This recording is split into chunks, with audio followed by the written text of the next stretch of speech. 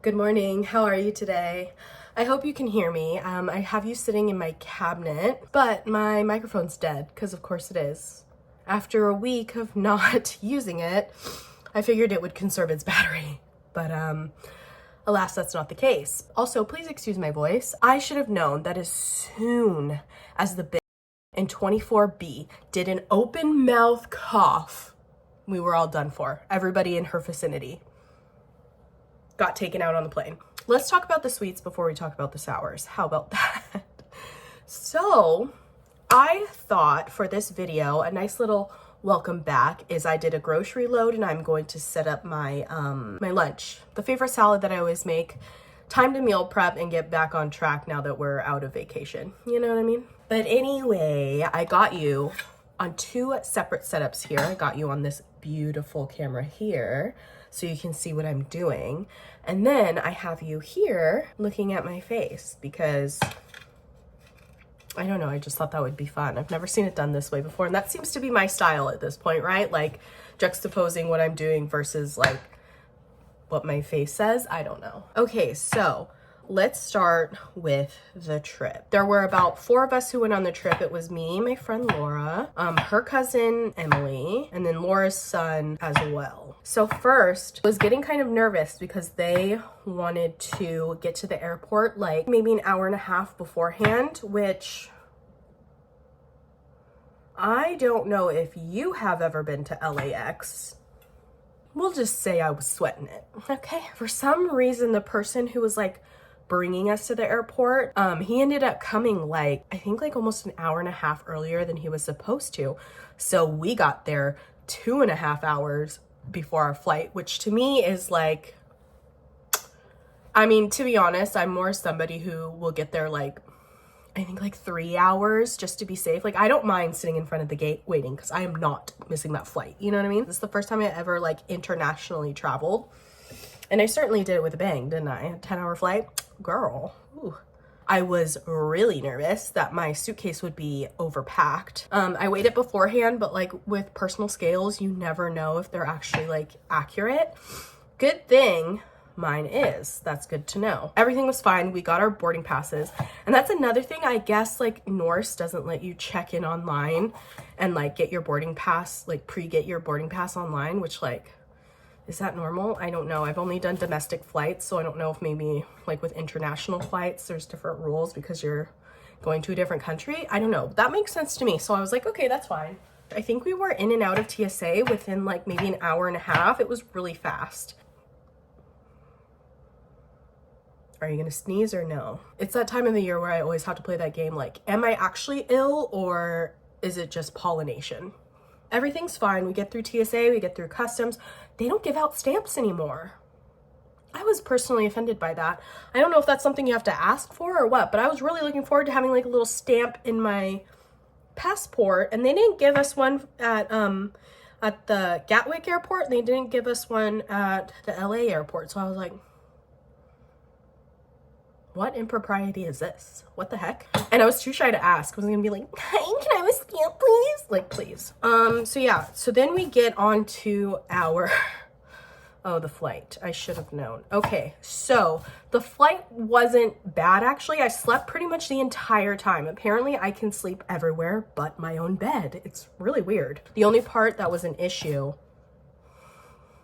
we had children behind us and their parents nowhere to be found. I was gonna like lose my mind. These 2 girls, they were about like 8-ish or whatever, and their parents decided to sit together like 6 rows behind them, and the 2 of them sat together behind us. So I'm like, unsupervised? That's crazy. I don't know. Maybe it's just me because I consume every bit of like horror and like murder and crime, but I could never. If I ever had children, I would not let them out of my sight. That's for sure. So that was kind of wild. Kids kicking my seat, annoying as shit. But I'm a heavy sleeper. So like once I fall asleep, like I'm fine. But it's like the getting to sleep part, you know, sometimes rough. So for me, was bothersome for a bit, but like I was like, whatever, they're kids, like just let it go. I can't be starting fights on like a 10-hour flight and we're only like 2 hours in, you know what I'm saying? I was totally ready to hunker down and just deal with it. You know, it's like these things happen, just a bit of bad luck. You know, it is what it is. Laura had other plans. Every time they kicked her seat, she would like bang her seat backwards, try to be like, bah! You know what I mean? It was really funny. And then, of course, nothing worked. So eventually she was just like, she like leaned over her seat and she was like, where are your parents? And they were just like, oh, they're like 6 rows back. They're in 36 XYZ. And she was like, okay.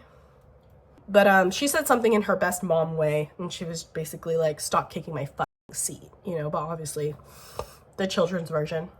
That worked for like 25-30 minutes or so like a good amount of time. By this time I had already fallen asleep now because the 30 minutes was all I needed, so I'm out like a light. I wake up and both of them look like they have been through hell and back. So I'm like, oh my god, did you guys sleep? Like, how was everything?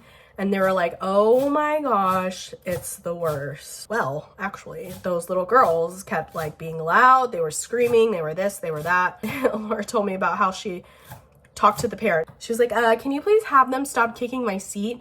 It's been consistently happening for almost the last like 3 hours now. And I've already like chatted with them and asked them to stop, but like they're obviously not listening. So if you could do something about that, that'd be great. Then the parents switched. So like one of the parents sat with one of the girls and then one of the parents sat with the other girls. And I was like, I can't believe you guys didn't do that to start. Like, that's selfish, but okay, whatever. So yeah, that's pretty much it. We land in Gatwick. The first hotel we stayed at was the one that was actually connected to Gatwick, so we didn't even have to go that far. It was so lovely. Yeah, so once we got out of there, we made it through customs again.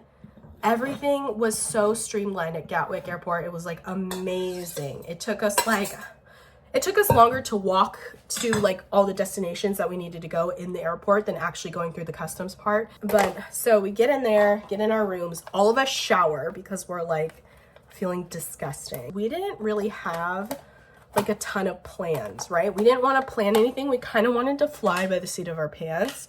So our thought was we'll just go on the trains and just kind of walk around and see like what strikes our fancy. So Laura actually had a business like meeting thing that she had to attend, but that wasn't until like 7 o'clock, which to me, I was like, oh my gosh, you have to wait for supper until 7 o'clock. I'll die, actually. Like, that's way too late for me. We decide that we're gonna take the train and basically map out kind of where she has to meet them, because in my head I'm slightly panicking because I'm like, oh my god, like we can't leave her alone in London. Like, that's insane. Like, we just got here, it's day 1. We'll all go together, right? And then like once she's at her meeting, the rest of us will go back to the hotel and then she'll take an Uber home. I believe we took the train to London Bridge, if I'm recalling. I'm pretty sure that's what it was. So we got off at London Bridge, took our pictures there, and then we walked to this cute marketplace that she had her meeting at. And it was like within, I guess it's like one of the oldest marketplaces or something like that. Forgive me for the name. I know it starts with an L, but I can't remember the name of it on top of my head. But don't worry, I took plenty of pictures because I thought it was so cute. And then after that, we weren't like super sure like what we should do, because I mean, it was only our first night. Like, we couldn't really go too many places because it was already like a little bit later. We were all kind of tired, whatever. So then it came time for Laura to be dropped off, and then made sure she like met up with her party people, and then we left on the train, went back to our hotel, whatever. Around 11:40 something, we get a text from Laura saying, hey, I just got dropped off at the train station. I just wanted to let you know. And we were like, I thought you were taking an Uber. And she goes, no, he just dropped me off at the train station because he's walking there. He said it was a lot quicker, faster, whatever. And in my head, I was like, I'm pretty sure that the trains stop at like 12. No? Am I wrong? I could have sworn that they did, and I'm like, yeah, it's pushing it. I mean, it's 11:45. So I'm like, okay, well, I'm freaking out because it's not part of the plan. And I have control issues. So This is going great. So I'm like watching her and I'm seeing where she has to get off at the stop. And all of a sudden I notice her little bubble goes straight past the airport. And I said, excuse me, Miss Thing. I call her immediately and I'm like, excuse me, ma'am, you're supposed to get off at that stop. What happened? And she just goes, I was with a bunch of girls and they were all like really nice and they were helping me. And they were trying to push the button to open the doors and it didn't work. It like malfunctioned or something. So then I had to get off at the one that was right before it, and I don't know what to do. I'm really scared. There's like I'm all by myself except for this one guy, and he has like his hoodie up. He's just making me uncomfortable, and I'm like, oh my gosh, this is like my biggest fear. Every like crime statistic is going off in my head, and I'm like not well, but I have to hold it together, right? Because she's really scared. It's not helpful if I'm really scared, you know? So then I'm like, fuck, what do I do? I can hear her like starting to cry. I'm like, fuck. So I am reviewing all of the like get from her where she is at back and looking at the train schedules on my phone or whatever on Google Maps. So I find which platform she needs to be on and I need to tell her which train she needs to get on. So she gets onto the platform that she needs to be, and I'm talking on the phone with her. I'm like calming her down. She seems to be like a lot better. And then she goes, I think he followed me up here. I think I see him. He's like right behind me and there's literally nobody on the platform. And he has like his hood up and like scrunched in. And I'm like, fuck, she just needs to make it like 1 minute, you know? And I'm like, fuck, like, what do we do, right? Highly stressed. So I'm like just talking her down, just like, okay, it's coming in 1 minute. Nothing's gonna happen though. Like not on night 1. Maybe if we were in like night 7, but like, it's night 1, you're fine, everything's fine, it's well lit, like you're okay. I'm watching you and I'm watching the train, you're okay, everything's gonna be okay. And so then she goes, okay, the train just got here. So she like hops on board. We were already in our pajamas, so we just threw on our coats and like ran to the train station that was like connected to Gatwick, because then at least we can meet her there. And if not, I was gonna take an Uber to her, but that would have still taken like what, 15 to 30 minutes. So like either way we were like fucked, right? We go down there and I'm like on the phone with her and I'm like, where are you? She's like, I'm walking out now, blah blah blah. And we finally meet up, we all hug, we all cry, happy reunion. End of day 1. I can't believe it's taking me like 37 minutes just to tell you about fucking day 1. Okay, let me gather ingredients while I yell at you what happened. Okay, so for day 2, that day was pretty much like chill. Nothing dramatic happened. We walked around and we saw, that's where we did all the super touristy stuff. We looked at Buckingham Palace. We looked at like the park that's attached there. We saw a guy like shadow boxing terribly in the park. And yeah, we just like walked around that area, found out that y'all charge for your bathrooms. What's that about? 25p to go to the bathroom? Basically like a quarter, but still. So we went around there, beautiful, saw the London Eye. I wanted to go on the London Eye, but nobody else wanted to pay the £45, which would be like $55 or something. So like I could kind of understand, but I was like, we're only in London once, like come on. I really wanted to go up there, we didn't. So we just kind of like walked around that area, saw Big Ben obviously, just like walked by it really. We didn't like stop. We did a ton of walking. My poor little feeties. But luckily I brought those black shoes, wore those like the entire trip. But yeah, that's pretty much all we did for the second day. What did we do the third day? Was the third day a travel day? I'm trying to think. Oh no. Okay, the third day was pub day. So the third day, what we did, because I think that was like our last night in London, we ran into this one place. Oh my God, it was so beautiful. So beautiful. I think it was called the Library Bar. Gorgeous. Oh my gosh, like if I could decorate my house to look like this. Rich grandma chic. Beautiful. We also went to a place called the Shakespeare or something or other, and that was like packed, so we were there for like 5 seconds, then we left. And then we went to another bar called The Alchemist. That place was really cool too. And so then after that, we go to another themed bar. Speaking of bars, y'all's bars close early. All of them close at like 1 o'clock. I mean, I'm an early bird. Like I go to bed early, so to me it was fine. But like when you're in that mood to like really experience like the night culture or whatever, like whatever. So we went to a place called the Flight Club. Loved it. The bartenders there were so amazing. They were so nice, so funny. Laura has that personality type where like she is a floater, you know? I'm like not a floater like that. You know, I'm very like keep to myself. I like staying in our group and having like a girls' night with just like me and my friends. You know, I really enjoy that. She's very like wants to talk to everybody and anybody. That didn't seem to be the vibe of everybody else. Everybody else, like the natives and stuff or the people around were very much like clicked. Like they were like, I'm staying with my group. Don't fucking talk to me, which suited me fine. But Laura was talking to one gentleman and she was telling him about, and he was like, yeah, welcome to London. Basically, like, we're all very cold, is what he said. And I was like, oh, I love it here. You know, like, my people. But yeah, he was telling her, he's like, oh, well, you can come talk to me and my friends. Like, we'll talk to you, whatever. Very much hitting on her. And, which fine, she's a single girly. But I was like, you're coming home with us whether you like it or not. You are so grounded after night one. I think it's funny that you think that we would ever let you out of our sight, even to talk to a cute boy. As it started getting closer to like their closing time or whatever, there was a couple of these gentlemen there that we chatted. This is why I can't go to bars. I don't know what it is about my face, but people just like to tell me their entire life story and all of their trauma and basically kind of like trauma dump on me. And I'm like, I'm just here to have a good time. I don't need to know about how you're like, okay, well, I'm gonna finish this part and I'll talk to you in a second.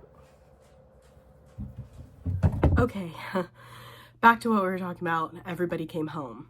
So had to transfer back into my room. Oh, that's right. I was telling you about how one of the guys that was there was telling me all about how he basically thinks that he has no value to women and that he thinks that men are incapable of telling women how they truly feel because they fear rejection and all this stuff. It was so weird. It was so weird.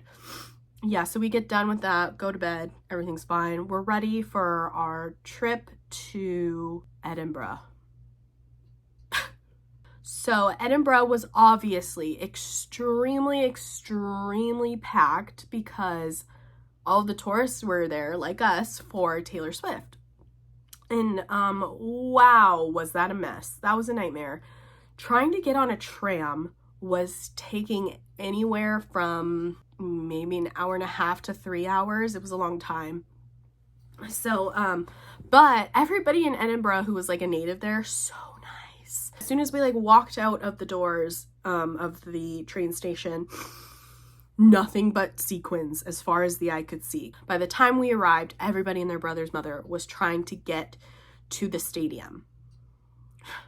We kept calling them hordes because everybody would come all at once in like these packs. So like you could tell basically as soon as they got off the train, they all kind of like merged into this Autobot that would just like plow down the street and you better get out of their way. It was very much like, oh my gosh. And that's another thing. I could not figure out for the life of me which side of the street everybody should walk on. So I don't know if it's like this anywhere else or maybe it's just like at the like go to your will. We generally stay on the left side of the street. Like when you are walking, like we stay to the left and then you stay on the left. And then that way, you know, it's like two-way traffic.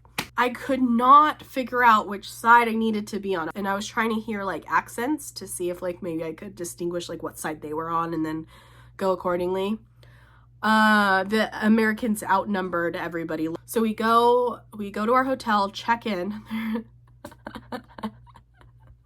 Okay, this made me laugh so hard. Laura's cousin Emily was like, we were besties during this entire trip. We bonded so much during this trip emotionally. Like once I think the first night happened, we were both kind of like weary of each other through the whole time because we had never really met. And now we're like sharing a room with each other and things like that. And it was just like, we bonded very quickly. I love her. I love her. She and I would go into the hotels because I guess they have an occupancy of only like 3 people per room. And obviously with us, there was 4. So bringing the rules a little bit, little rebels. So we would check in, just the two of us, and then have them wait outside, and then we would be like, okay, all clear, whatever. So we go to check in, and Emily, and she's like, do you have any recommendations of like places we should go, blah, blah. So he like lists off a couple, like the castle, of course, and like a couple of other places I can't remember, like the churches and things, and just like specific like roads. I think there was one called like Princess Road. And then he's like, oh, of course, and there's a couple of really good pubs. You should go to this one and this and this one. And she goes, oh, by the way, what time do your pubs stay open till? And he goes, oh, they're open so late, like so late. As Taylor Swift says, I think I've seen this one before and I didn't like the ending. And he goes, oh yeah, super late. Like we stay open until like 12 to 1. Again, for me, that is late. But for like these party animals, they were like, again, we're expecting like 2 to 3, whatever. The main ways to get around were by bus and by tram. We didn't take any of those. In Edinburgh, we just basically at the end were so tired that we're like, Uber everything. Everything's Uber. And I'm so actually happy we did that, because the Uber people are the best. The first guy we had was a guy from Poland, actually, and he has lived in Edinburgh for like 25 years or something like that. He was giving us the rundown of like the places that we have to see, the places we should eat at, like all the good places, right? And I have a question. If any of you are from that London area to Edinburgh, like that area, is Cafe Nero like your version of Starbucks? Because I swear to God, there was one on every corner. Great bathrooms, by the way.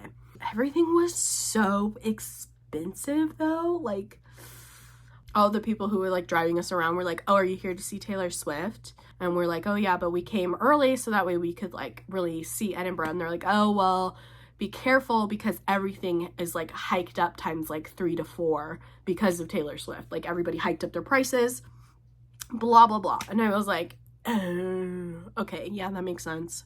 Fine. Yeah, I went over budget in case you didn't see where this was going. Because I had what, like 19, or it was like almost $2,000, I think is what I saved up for. And I ended up, my total after paying for the hotels and stuff ended up being like $2,500. Edinburgh really kicked my ass because in London, everything seemed like relatively flat, right?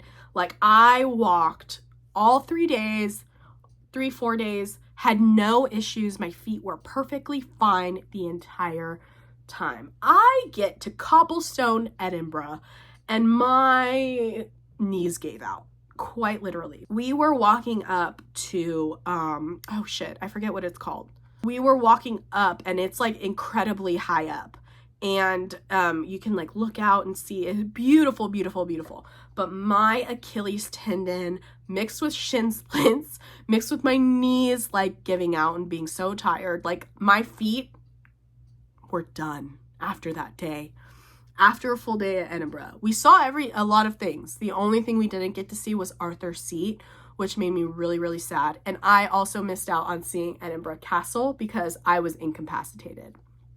So that's kind of the sour part, which also gets into another sour. We ended up having to sell our Taylor Swift tickets. I had forgotten that the Norse Airlines had moved our trip up. We were supposed to fly in on the 4th, get there the 5th, you know, and then fly out the 11th, I think. Norse had moved it all 1 day earlier. We didn't have a way to get from Edinburgh back to London to get to our flight in time if we had gone to the concert.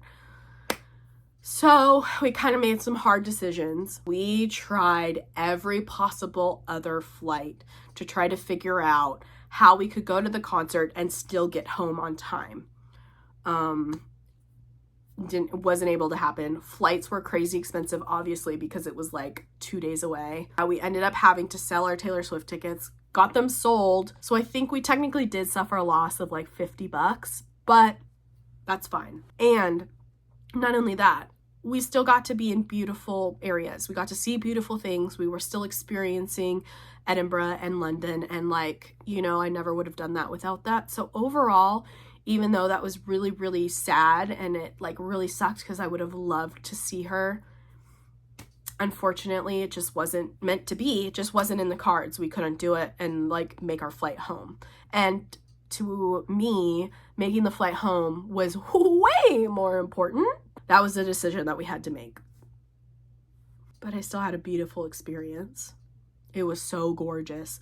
I will say, Edinburgh, oh my God, so green and lush and beautiful. We even saw a fox. Like, oh my God, which fox are my favorite animals, by the way, in case you didn't know. So like, I was like, oh, foxes are my spirit animals. I love this. This is so amazing. The only one who pretty much escaped this trip without a physical injury, we can say that, is Laura. Because Emily, turns out the whole time she was having this issue with her toe where she kept saying that she feels like her big toe needs to crack. Well, it turns out it was cracked. Like the bone was cracked. She went to urgent care as soon as we came home, and it turns out she had a fractured toe. So now she's in a boot. And my ankle was the size of Canada. Ouch. So that was pretty brutal. Yeah, we ended up like taking the train back from Edinburgh to London, made our flights perfectly, made it through TSA wonderfully, no hiccups whatsoever, made it on the plane without any issues whatsoever. I slept like the entire plane ride there pretty much. And so when we landed in back in LAX, my mom actually came and picked me up from the airport and took me to the, since we were already in LA, she took me to the Museum of Death, and then we got supper. And so by then, because I could not, I was so nervous that I was gonna, as soon as I got home, like fall asleep, and then my jet lag would be crazy, right? So it was important I stayed awake. So I went through the Museum of Death. That took like 3 hours. And then we went out to eat. That took another hour. So by the time we actually got home, it was like 8 o'clock. And I was like, perfect. I'm taking a shower and going to bed. And that was my trip. It was so much fun. It was beautiful, and I don't regret it. I am sad I didn't get to see Taylor Swift because I had been building this up for an entire year. But if I'm really honest with myself, I do love Taylor Swift, but I was way more excited and looking forward to the actual like trip part, like getting to see new sights and like the traveling aspect, and like, I don't know, just like seeing something different, experiencing something new than I really was for Taylor Swift. So I still got that out of it. Met some of the most polite people I've ever met in my life in London and Edinburgh. Thank you so much for watching this video. If you watched to the end, I appreciate you so, so much. I hope you have a great rest of your day, and I will talk to you later. Bye. I just got so distracted. My little Amazon thing was like asking yes or no questions, like, is a hot dog a sandwich, yes or no? And I was like, that is a great question. Yes, because it's meat with two pieces of bread, technically. Isn't that like a sandwich? Like, what dictates a sandwich? That's a thinker.